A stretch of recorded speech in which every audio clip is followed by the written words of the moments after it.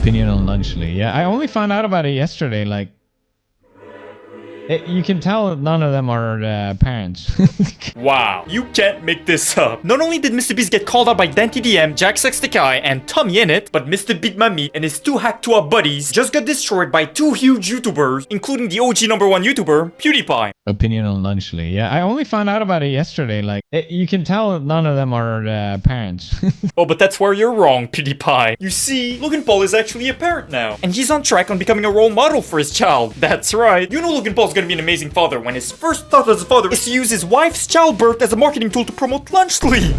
Bruh, can we just agree that some people just shouldn't be parents? Especially people who have shown again and again that they might be on the sociopathic spectrum. But don't take it from me, bruh. Even PewDiePie himself called out Logan Paul for possibly being a sociopath. People always point out that, oh, Logan, he's like the nice one of the Paul brothers. He's the more mature one. No, he's not.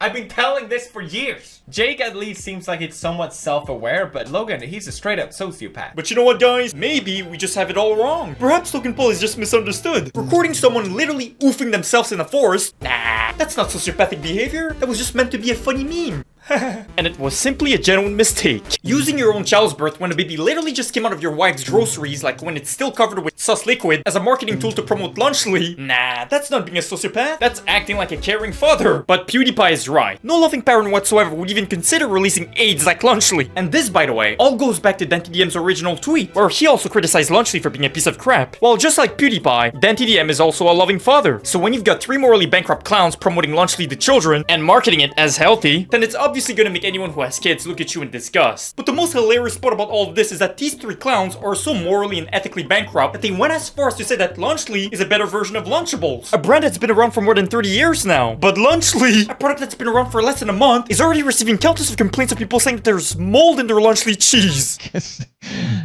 Hey, you should not feed your kids that garbage. Like, what the Bruh, you are not gonna believe this, guys. A huge YouTuber just did a review for Lunchley, and she actually got mold in one of her Lunchley boxes. I was shooting a video comparing Lunchley to Lunchables, and I opened the first package, which was supposed to be good until December 8th, 2024. You're right off the bat, let me be honest, guys. If there's ever a COVID-25, let's not blame China this time. Let's blame Lunchley. And we just got this one. This was fresh from the store this morning. That does not look fresh at all. That looks like a green alien just took a dookie on that cheese, bruh. Ain't nobody eating that.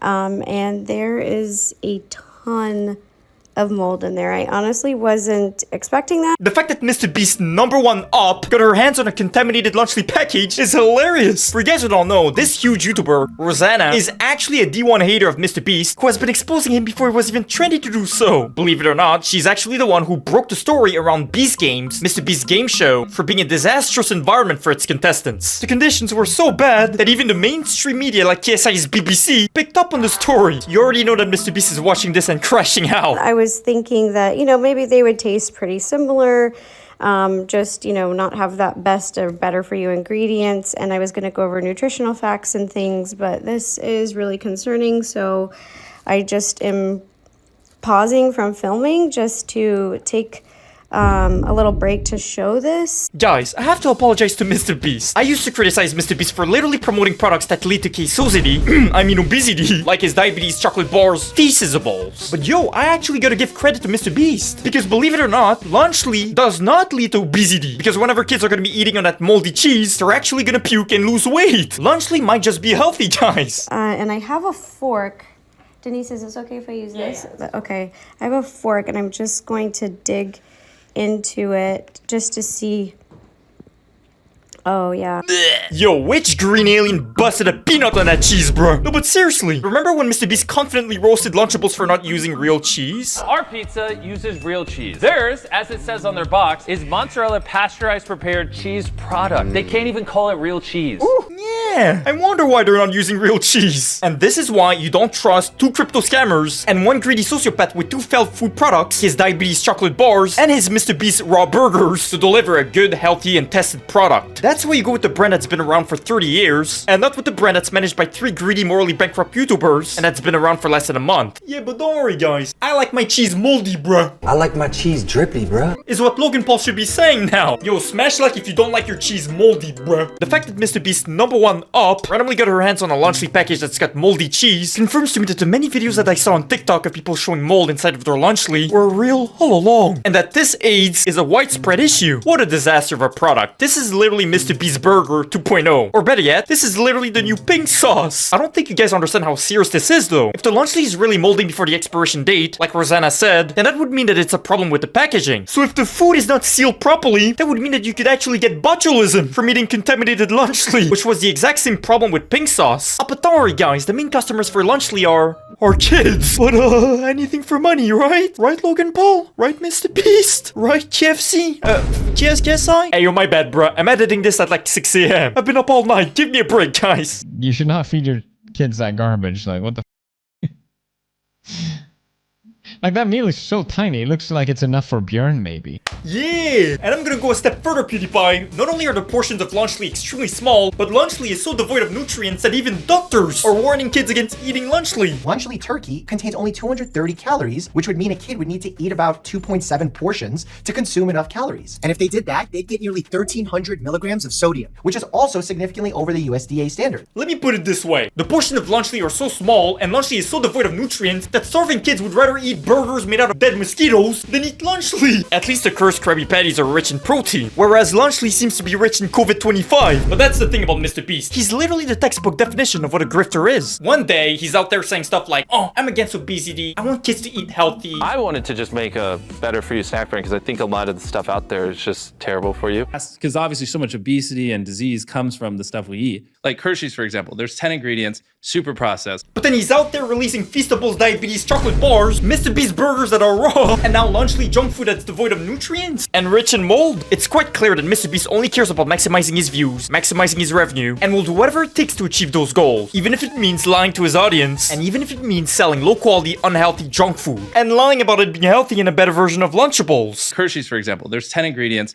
super processed. Our Feastables bars are 5 ingredients and infinitely better than the other options out there. 21 grams of sugar. Only 7 grams of sugar. If you look at this close up, you can already tell which one has better ingredients. Yeah, it's the one that doesn't include green alien nut.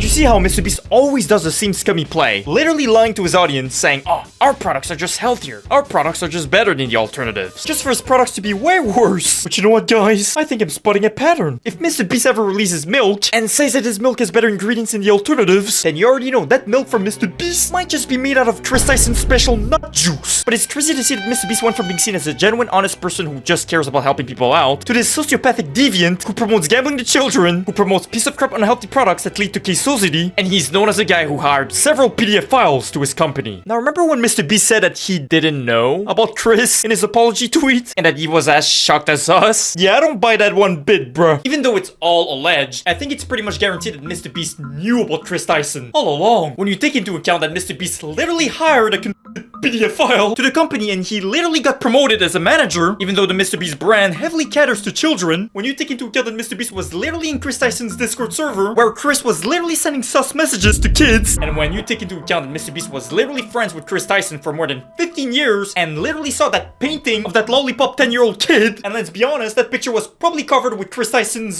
sour cream. Well, if you combine all of those facts, I think it's pretty much clear that MrBeast, allegedly, pretty much knew about Chris Tyson all along. And if that's true, that would mean that MrBeast hired Chris Tyson, despite knowing that his channel is mainly watched by kids, and allowed Chris to become a main member of the MrBeast channel, where he would have easy access to millions of kids' cheeks through his newfound fame. Saying that MrBeast didn't know about Chris Tyson is literally the equivalent of saying that LeBron James didn't know about Diddy, even though there's literally a video clip of LeBron James acknowledging that Diddy parties were special. Everybody know ain't no party like a Diddy party, so. But nah, don't worry guys, LeBron James is as innocent as MrBeast, and LeBron James' groceries were definitely not touched by Diddy. But PewDiePie didn't just cook Lunchly, he also cooked KSI's new song, Thick of It.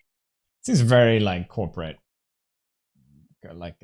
someone wrote this, someone else produced this. Like, is this what KSI wants to put out in terms of music? I don't know. I think it's just like, it's a very mid song. Okay, I don't know if it's just me, but I feel like PewDiePie wasn't mean enough when it comes to KSI's meme song, Sick of It. So let me finish what PewDiePie started. KSI's song, Sick of It, is so ass that even Cocomelon had to get involved. They showed up in KSI's Thick of It comment section and said, well, at least you tried your best. And then they gave him the Golden Star Participation Award. Bruh, I'ma keep it a bug. If Cocomelon literally roasted me in the comment section, I would reset my real life character. But it gets even worse, because another huge YouTuber and a friend of PewDiePie, abroad in Japan, said the quiet part about MrBeast out loud. Is this all YouTube is now? Yeah, is it all just money? Yeah, is well, mostly. Yeah, mostly. And then he teamed up with Logan Paul, and that tells you what you need to know. Literally, he teamed up with Logan Paul, the biggest, can I say the C word? If he's not filming somebody who's recently taken their own literally from a tree in the forest and making it about themselves, somebody who has exploited their viewers through cryptocurrency scams, and like, you know,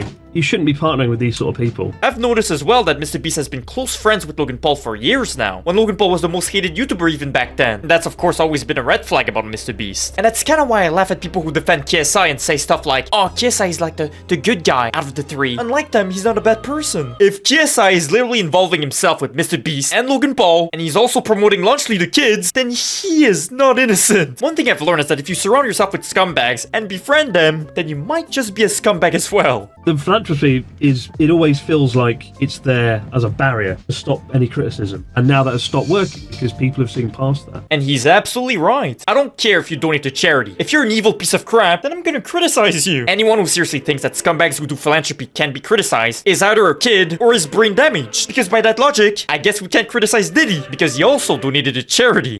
Money, money, money.